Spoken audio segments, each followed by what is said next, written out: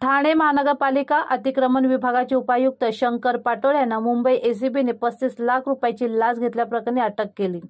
घोडबंदर येथील अभिराज डेव्हलपर्सचे मालक अभिजित कदम यांच्याकडून अतिक्रमण विभागाचे भ्रष्ट उपायुक्त शंकर पाटोळे यांनी याआधी 10 लाख रुपये घेतले होते।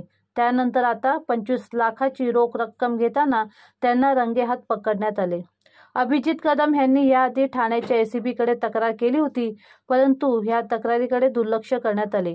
त्यामुळे त्यांनी शेवटी मुंबईच्या एसीबीकडे तक्रार केली आणि मुंबईच्या एसीबीने सायंकाळी 6 ते 6:30च्या सुमारास सापळा लावून शंकर पाटोळे यांना 25 लाखाची रोख रक्कम घेताना रंगेहात पकडले।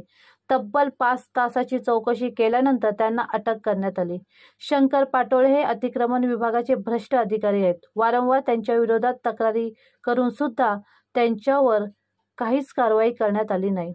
शंकर पाटोळे हे सुरुवातीला वर्तकनगर प्रभाग समितीमध्ये कार्यरत होते, परंतु कालांतराने त्यांना बढती देऊन ठाणे महानगरपालिकेत अतिक्रमण विभागाचे उपायुक्त पद देण्यात आले। एकीकडे ठाणे महानगरपालिकेचा वर्धापन दिन उत्साहात साजरा होत असताना दुसरीकडे शंकर पाटोळे यांना लाच घेताना रंगेहात पकडल्यानंतर एकच खळबळ उडाली आहे। या बातमीमुळे ठाणे महानगरपालिकेचा भ्रष्ट कारभार पुन्हा एकदा चव्हाट्यावर आला आहे।